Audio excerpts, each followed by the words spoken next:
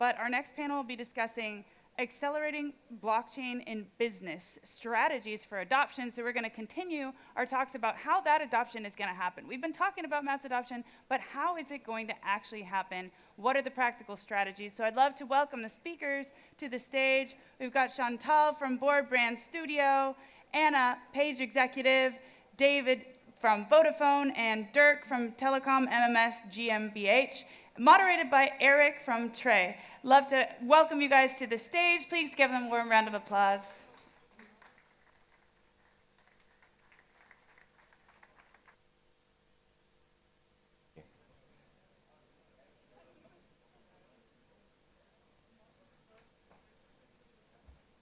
All right, let's see that we line up correctly. But I think everyone knows who he or she looks like. Perfect. I think this thing is working. Hello. Good morning. My name is Eric. I'm business lead EMEA for CONF3RENCE. Happy to be here in my second, so to say, living room. So as an enthusiastic Borussia Dortmund fan, it's great to be here. As a little child, I want to play here. Obviously, that doesn't work or went well, yeah, so I'm not talented in football. Let's see what we can do here, yeah. Let's see if it has kind of Champions League vibes here, yeah, so we are quite close to the final in Wembley. I would say let's start this one with, yeah, let's do a short intro of who you are and what you're doing and maybe how you got connected to blockchain and crypto. Ladies first, I would say. Yeah, hi everybody. My name is Anna Ladyshenski and I'm from Page Executive. For everybody who doesn't know what Page Executive is, it's part of Michael Page, one of the leading recruitment brands in the world with 7,500 people working across the globe for us, focusing on recruitment.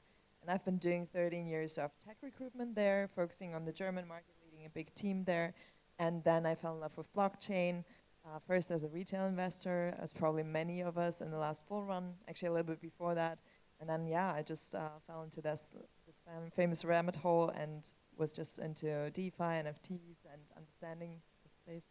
I'm not sure about the mic. Ah, okay. Yeah, I need to practice a bit.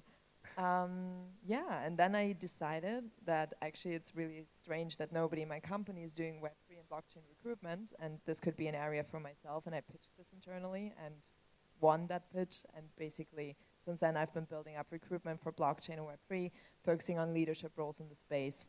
Perfect. That's about me. Cool, thanks. Chantalle. Hey, I'm Chantalle.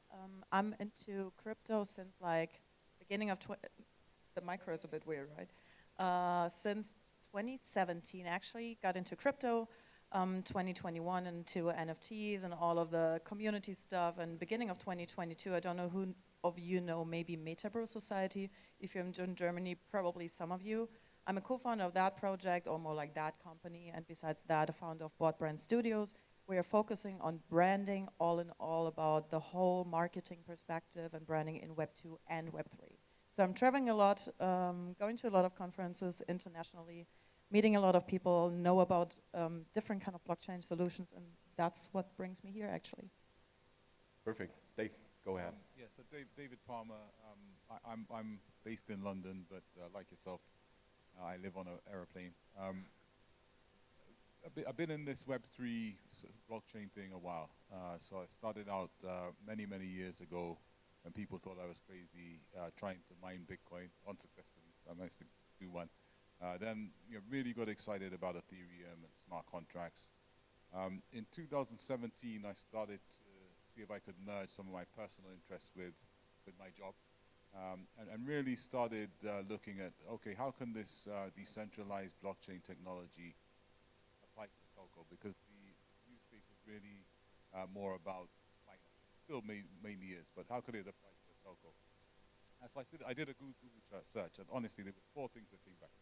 Yeah, I think there was something happening with Orange, there was some POC happening with AT&T, etc. And I thought, okay, this doesn't make sense, right? Because if you look at roaming and you look at other use cases, there's a lot we could do.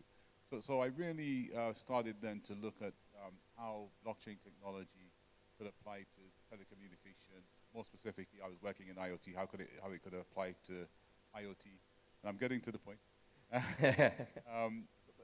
And the culmination of that is that Vodafone launched into production its first Web3 blockchain-based platform, which is called the Digital Asset Broker, now rebranded to PairPoint, slightly out of date. It's called PairPoint by Vodafone. And it really uses blockchain to provide security for devices, interoperability between IoT devices and transactions, right? We call that the economy of things, but Web3 is right at the heart of it. Asset tokenization, we're now working on tokenized deposits and how that can work. So that's what I've done, and that's been my journey, really exploring and promoting Web3 in telecommunications. Perfect, thank you. Hi, my name is Dirk. I'm here to represent Deutsche Telekom. We provide telecommunication if somebody doesn't know who we are. And we also have a Web3 department which I'm heading. I got into the space in 2013 with Bitcoin. Basically, the value proposition of Satoshi Nakamoto rang a bell with me because I think the bankers should have gone to jail, what they did in 2008. And this is what it kept me there. I do this professionally since 2016, and I work for Deutsche Telekom since 2022. Perfect, thank you so much. So maybe let's kick off with an easy question, because I know it's not that easy to drive innovation in really big companies like yours, like Vodafone, or also Page and Telekom. What was, from your perspective, kind of a hurdle to start this thing, or what was the initial big bang to do this in your companies? I think there's a lot of them, and I think anyone who works in a big company will realize that there's a correlation between the price of crypto and your popularity, right? So crypto gets high, everybody gets excited, they listen to you. When you have a bear market, nobody listens to you, and you right? But the main barrier was, look, it's a new technology, it's decentralized. Big organizations are all about control points, right? With decentralization, you don't have a control point. It's a sprint for the line. So that was a big thing. The other thing is, I think a mistake by Web3, which was to say, okay, we're going to change the world, and everybody's going to come to us, and you're going to come to our portal and our app, which isn't a great user experience. And you're going to do everything there. You're going to do your tokenization there. You're going to do everything with us. And that come to us strategy doesn't work with enterprises who have spent 5 years in advance, billions and billions of dollars on ERP systems and other things, right? They work on service-oriented architectures with APIs, and Web3 was not ready for them. The other thing was integration with legacy is another one. The other one was just trust, right? All the regulatory uncertainty surrounding it. As you saw, we had the sort of Facebook, I can't remember what the name was, Libra, and Vodafone signed up for Libra. So we were one of the people who signed up to be a validator of Libra, but then you had all the regulatory uncertainty. So all of that didn't help, as well as the security issues, as well as the environmental issues as well. But I think the most thing is, the most biggest barrier is that a lot of people in Web3 and blockchain do not approach it from a business angle. Straight away, I spoke to our CTO at the time, and he said to me, I used to wait outside his office and say, look, blockchain, let's do it. And he said to me, yeah, this is really exciting, but when you're doing a solution or a business, you don't talk about the database, or you don't talk about whatever, you talk about what it can do from a business perspective. And that really sunk in with me. So my strategy was, okay, let's find out a use case and the business benefit for the technology and talk about that, right? The technology is an enabler. And the other thing is, let's get some validators, right? Let's get some big companies who are showing interest and customers. And then I went with that package, and that's how I got it through. But in terms of the barriers, those are the major things you're facing, right? It's as it fluctuates, the price of crypto fluctuates, so does your reputation in the organization, security, regulation, and just the approach of the technology, not to be, blockchain as a service, but to be this standalone movement. Okay. I would fully agree with that. And to add a point, which was a challenge for me, is really to get the C-levels on board for this. I think that's a main challenge that we all should be working on. Everybody who has a spot in a big organization wants to move with this forward, because from my experience, most companies, at least in Web 2, that want to enter Web 3, usually it's not a top-down approach that the C-level says it. I mean, Meta was probably the biggest example of that kind of approach, when the CEO goes out there and says, we rebrand to Meta and we will make this our main thing. That's definitely in some ways exceptional. And most often, or at least in my experience, it's that somebody in the middle management of this Web 2 company is a Web 3 degen and just wants to push this and talks to maybe his boss or his boss's boss. So that was the case for me. I talked to my German director who was leading Germany and the one who was leading Europe, and I got the okay for this because, as David also said, it was right. It was actually already the bear market, but it was still like, we were still on the hype train. He had just bought some ETH, so he was a bit, I knew, okay, this is my window of opportunity. Yeah. And so that's when I got it through. I'm not sure if this would have happened inside the bear market. And still, I flew into London for a conference and I asked my global CEO to meet me to discuss this and to push the idea and to say how much potential it has. And so there I also noticed how little maybe, like for us it's super big and important, but for the rest of the world it's like, oh yeah, that Bitcoin thing, explain to me why we should care and why it's important. So for many it's still on that level, and so I think educating the C-levels and getting the spot with your C-level is important, and also to not expect them to be like from the first meeting, like, oh, of course, now we have the solution to everything, let's do this. Yeah. But to realize that this takes time and you're building it not in one day. And maybe, as my like David said, also to show the use case, like why does it matter? Why could we make money with this? Particularly if it's more in the long run, then you have to emphasize how the potential is then. So these kind of things, I think, definitely matter to educate C-levels, to get the spot in front of them. And to still also know that it takes some time and it will not be in a day. Yeah, perfect. You want to add something, Dirk? Okay, perfect. Then another interesting view is how to build a company in Germany connected to crypto and blockchain. And with MetaBrew, I think this is something different from what is here on stage, but it's really, really interesting to see what you've learned on your trail. I think I'm the one who is not talking then about C-levels, because at the end my co-founders and me make all the decisions. Yeah.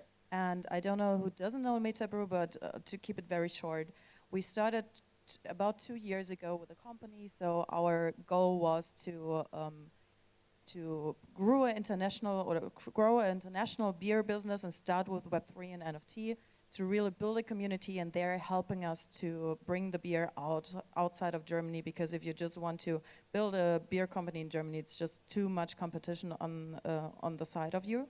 So, and what we did was actually with the NFT, we got like 1.2 million of funding and had 45 countries already holders in. So we started with that, and it's exactly what you said, not just the C-levels, but also the people who are our possible holders or buyers, really explain it and educate and build trust and all of that stages, especially when you use the term NFT, because most people who are not into the space, they are like, aren't NFTs a scam, or is it just the monkey pictures?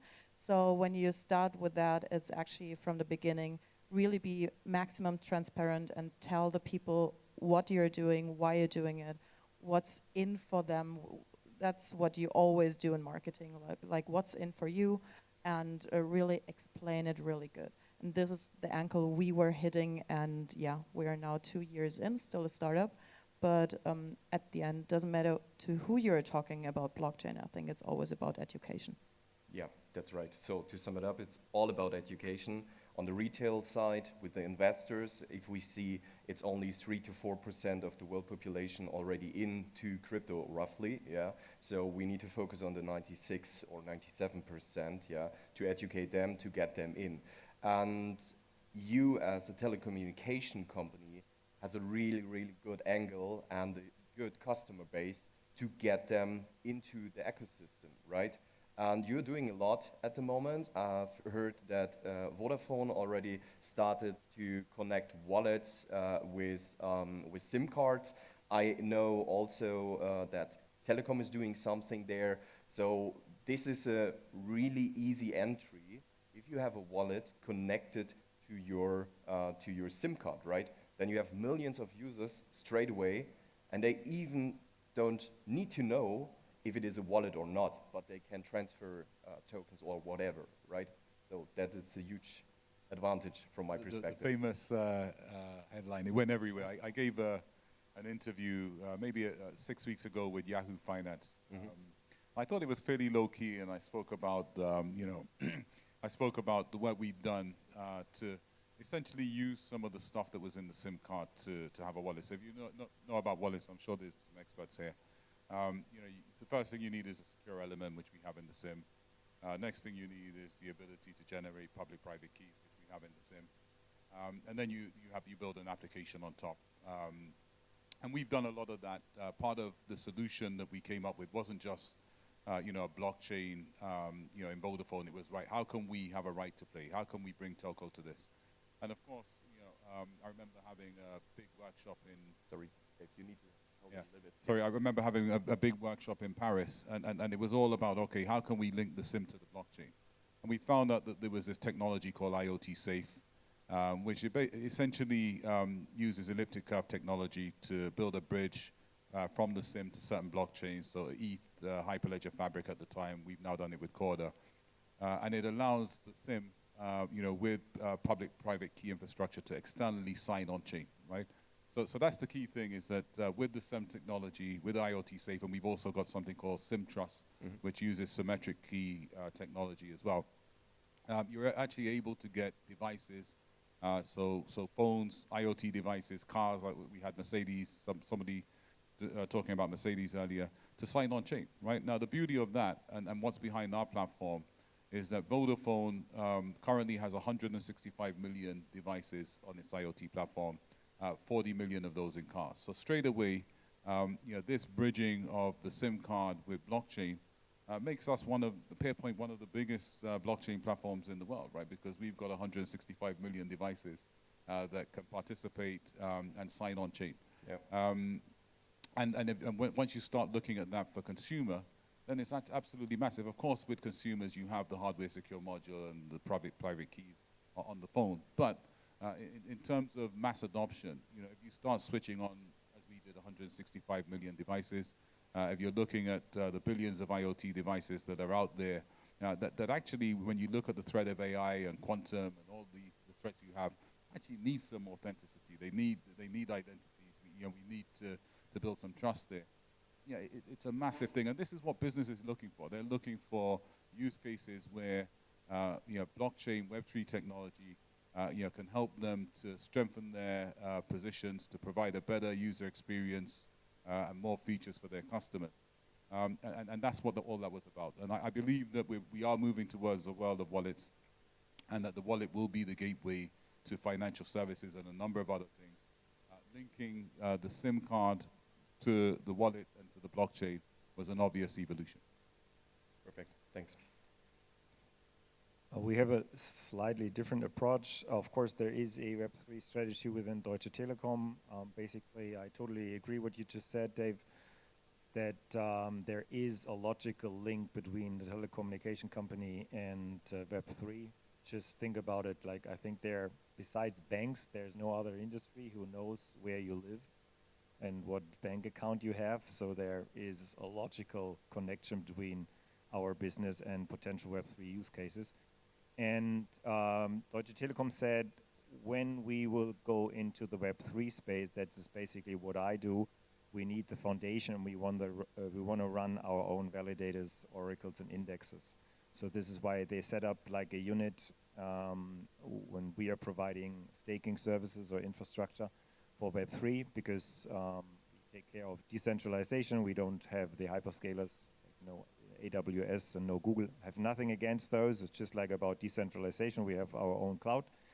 And everything Deutsche Telekom will come up with in the future, the use cases, the Web3 strategy will be built upon our infrastructure.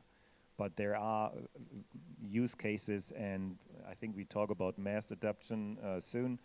I think to reach the John Doe is very easy if you sell him a phone and there is an app installed and he has a wallet and he has access to whatever use case you need, like money or ID or anything like this.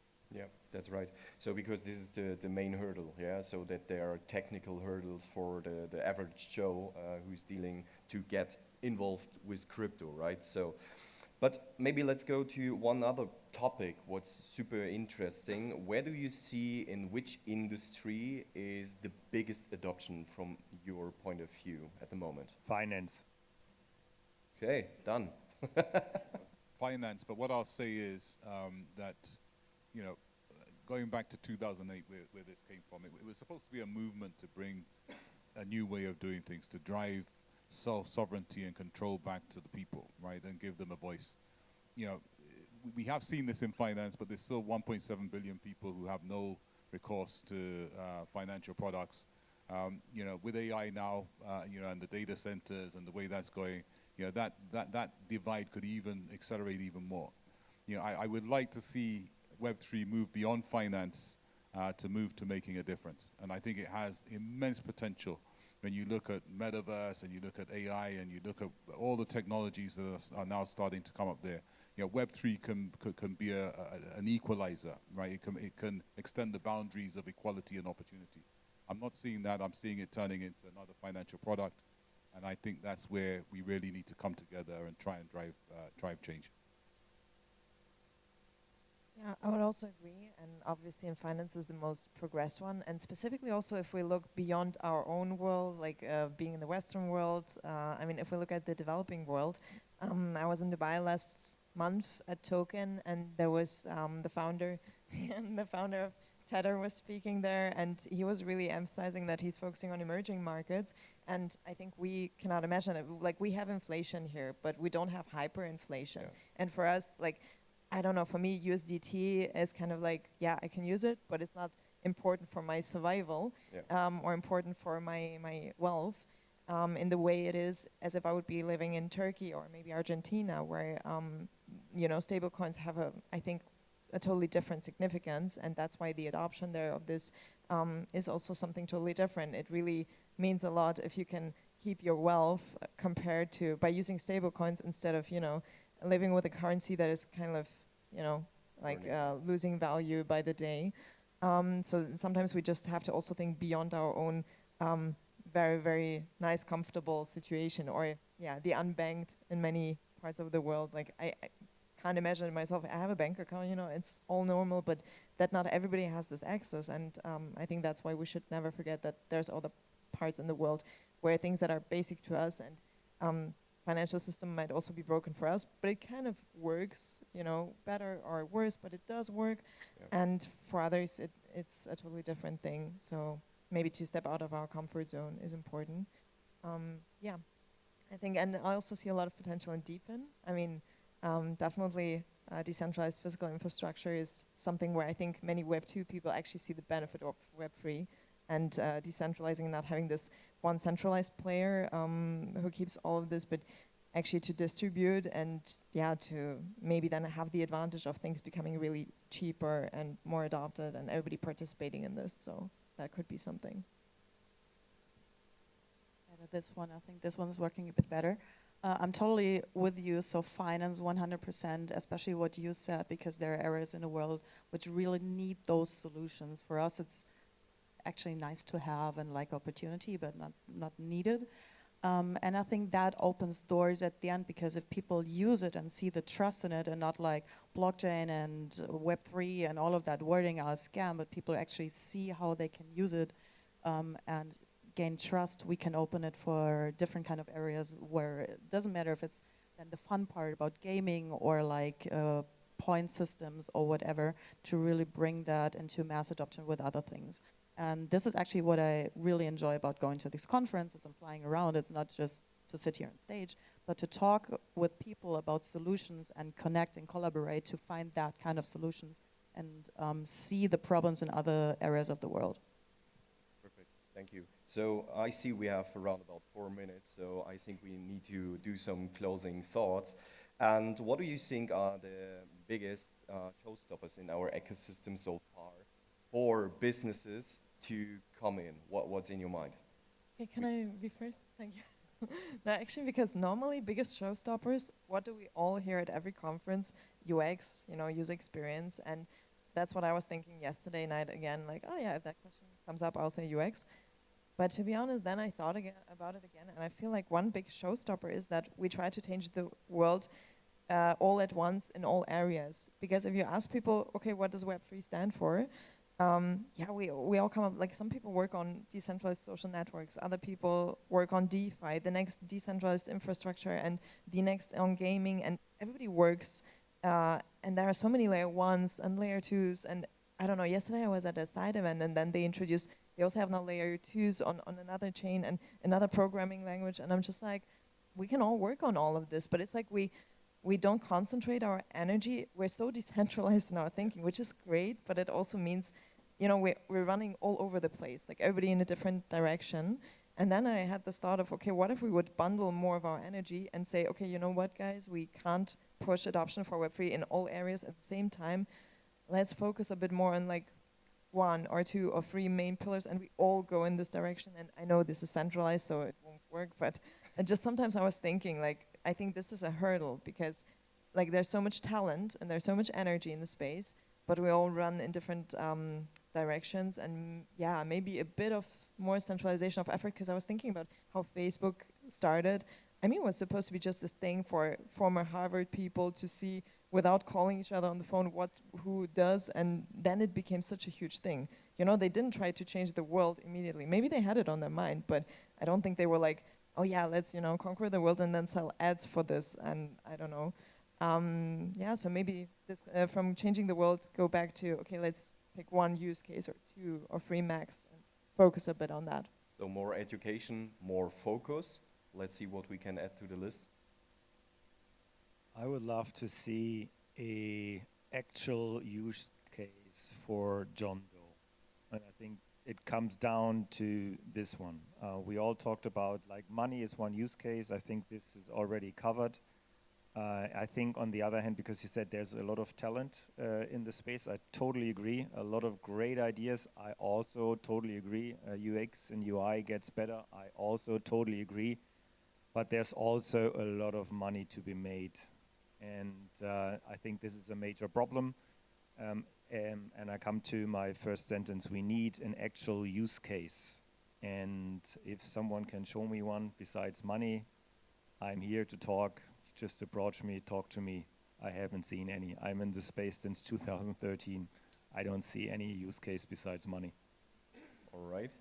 Hot take? Yeah, so for me, I think the biggest barrier is regulation and the regulatory uncertainty, because for this to scale, it needs to have that, and for businesses to invest, and businesses are all about risk, right? Managing risk. It's not going to come until we have that, and it's still not clear. The other thing I'd say is the other one is convergence, right? So, blockchain needs, and I think it links to the use case, to understand it's not going to be a technology on its own. It needs to converge and interoperate with other technologies, especially AI, right, and ERP systems. And that needs to happen, and it needs to change its position. Unless it does that, it's not going to work. It's not going to take off. Yep.